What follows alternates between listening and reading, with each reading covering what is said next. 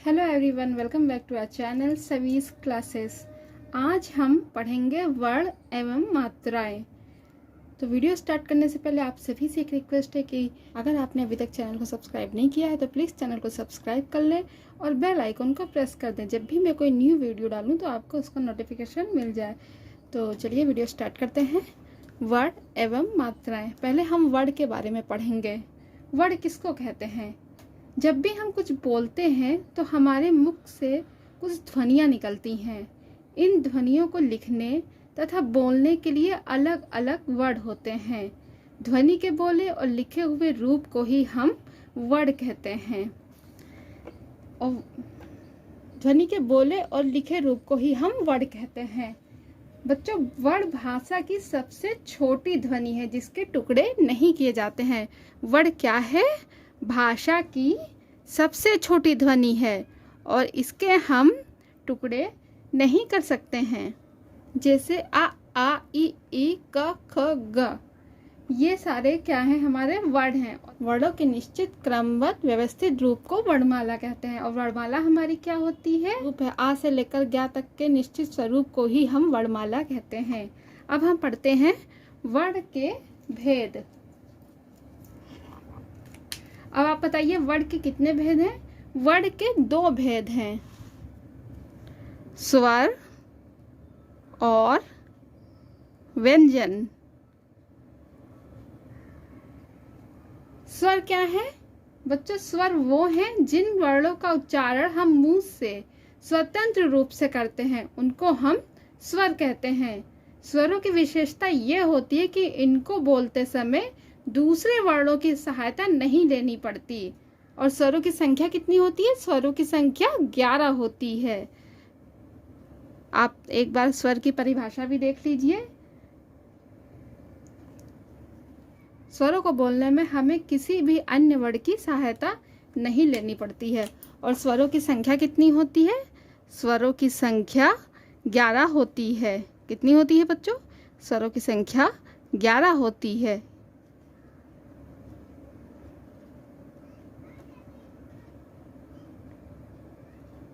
कि कौन कौन से हमारे स्वर होते हैं? आ ई उ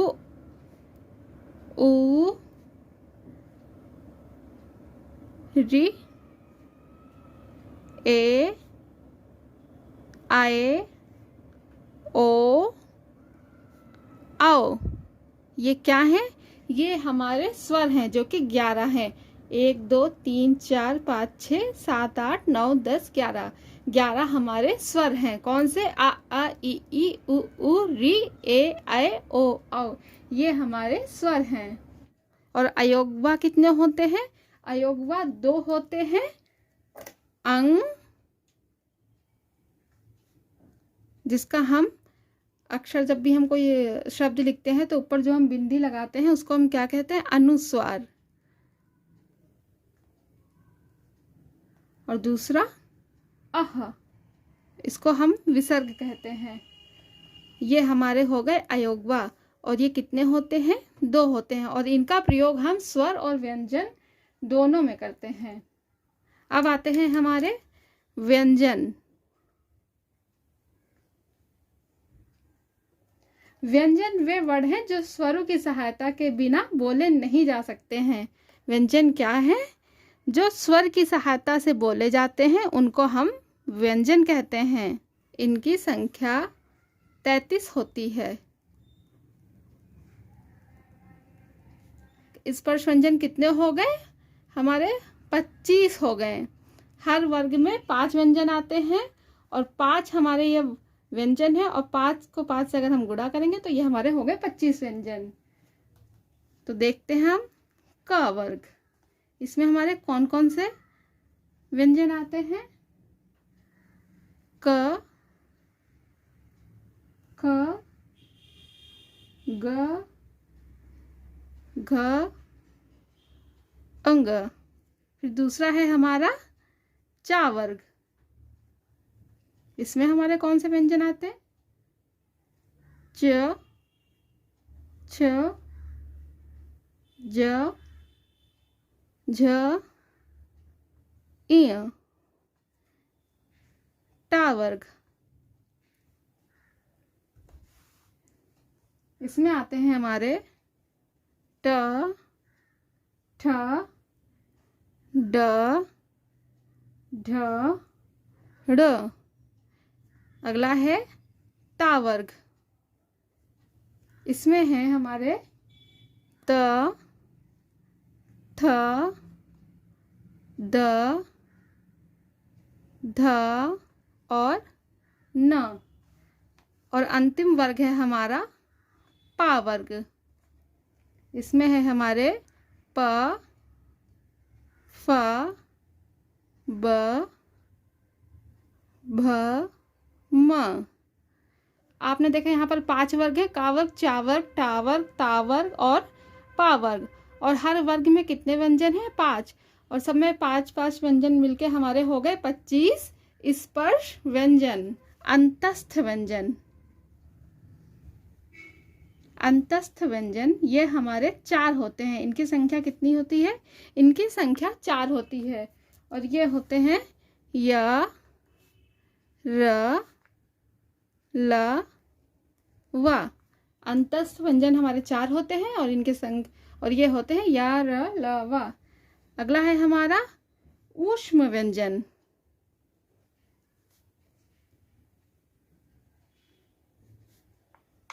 इनकी संख्या भी 4 होती है और ये हैं श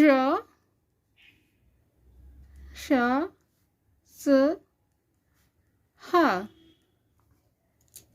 संयुक्त व्यंजन, इनकी संख्या भी 4 है।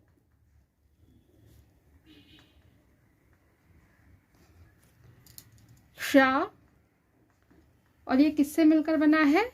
ये मिलकर बना है क श अ। क्ष बना है हमारा क श अ से। दूसरा व्यंजन है हमारा त्रा, ये बना है त र अ। ज्ञ, ये बना है ज इय अ। श, ये बना है हमारा श र अ। तो संयुक्त व्यंजन जो 2 व्यंजनों की सहायता से बनते हैं उनको हम संयुक्त व्यंजन कहते हैं। हम मात्राओं की सहायता से ही शब्द बनाते हैं और मात्राएं कितनी होती हैं? 10 होती हैं। आ की कोई मात्रा नहीं होती, लेकिन ये हर व्यंजन वर्ण में पीछे जुड़ा होता है। घ से कौन सा शब्द बनेगा? घर। आ की मात्रा ये होती है और इसको हम व्यंजन वर्ण में जोड़ेंगे। जैसे दा में हमने आ जोड़ा तो बन गया दा, और दा से हम शब्द बनाएंगे दाल। ई की मात्रा होती है इस तरह से, और इसको हम हा व्यंजन में जोड़ेंगे तो बन जाएगा ही, और इससे बनने वाला शब्द है हिरन। ई की मात्रा इस प्रकार होती है, इसको हम जोड़ेंगे श व्यंजन में, बन जाएगा सी, और इससे बनेगा शब्द सीप। उ की मात्रा होती है इस प्रकार से, और पा में इसको हम जोड़ेंगे तो बन जाएगा पु, और शब्द बनेगा पुल। ऊ की मात्रा इस प्रकार होती है, और इसको हम फा व्यंजन में जोड़ेंगे तो बनेगा फू, और शब्द बनेगा फूल।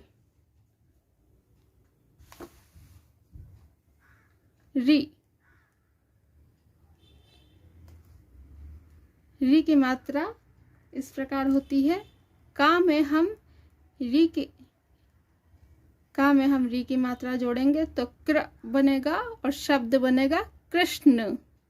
कृष्ण कृपा ए की मात्रा इस प्रकार होती है, शब्दों के ऊपर लगती है और इसको हम व्यंजन वर्ण में जोड़ेंगे तो ये बनेगा में, शब्द बनेगा मेला। इसी प्रकार हम ए की मात्रा व्यंजन वर्ण में जोड़ेंगे तो बनेगा मैं और बनेगा इसका मेला। ओ की मात्रा इस प्रकार होती है और इसको हम व्यंजन वर्ण में जोड़ेंगे तो शब्द बनेगा मो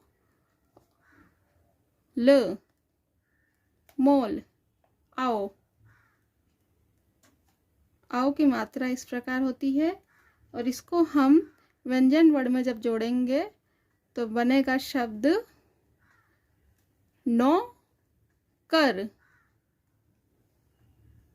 तो ये थी हमारी मात्राएं, तो ये थी हमारी 10 मात्राएं और इनको हम व्यंजन वर्ण में जोड़कर किस तरह से शब्दों का निर्माण करते हैं। अब हम मात्राओं के बारे में कुछ विशेष जानकारी जान लेते हैं, जैसे कि आ, ई, ओ और औ, इनकी मात्राएं हमेशा व्यंजन के बाद लगती हैं, व्यंजन के बाद लगती हैं।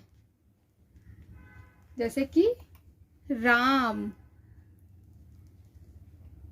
गीत, चोर, बौना, ये सारी मात्राएं किसके बाद लगी? व्यंजन के बाद। राम में आ की मात्रा किसके बाद लगी? व्यंजन के बाद। गा में ई की मात्रा व्यंजन के बाद। तो ये आ, ई, ओ, औ की मात्रा व्यंजन के बाद लगती है। आ की कोई मात्रा नहीं होती। जो हमारा अक्षर आ है इसकी कोई मात्रा नहीं होती है, जैसे अनार, अमरूद। ई की मात्रा हमेशा व्यंजन से पहले लगती है। ई की मात्रा हम व्यंजन से पहले लगाते हैं।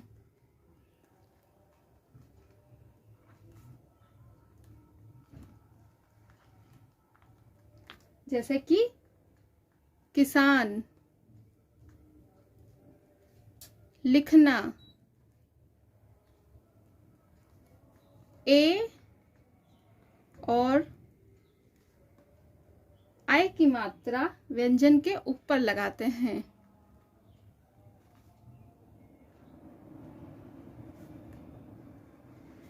इनकी मात्रा हम व्यंजन के ऊपर लगाते हैं। जैसे कि केला, थैला। ऊ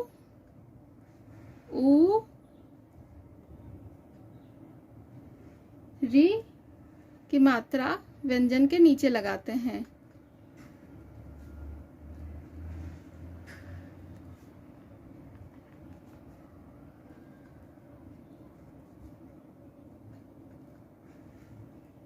जैसे कि पुस्तक, फूल, कृपा। ऊ री की मात्रा हम व्यंजन के नीचे लगाते हैं, जैसे पुस्तक, फूल और कृपा। तो आपको ये वीडियो कैसा लगा? वर्ण एवं मात्राएं। अगर ये आपको अच्छा लगा हो, आपको वर्ण एवं मात्राएं अच्छे से समझ में आया हो, तो प्लीज़ वीडियो को लाइक करें, कमेंट करें, शेयर करें। और वर्ण एवं मात्राओं की जो वर्कशीट है वो मैं नेक्स्ट वीडियो में लाऊंगी, तो प्लीज़ वो वीडियो देखने से पहले आप इस वीडियो को पूरा ज़रूर देखिए, तभी इसकी वर्कशीट भी आपको अच्छे से समझ में आएगी। वीडियो अच्छा लगा तो प्लीज़ लाइक करें, शेयर करें और सब्सक्राइब करें। Thank you.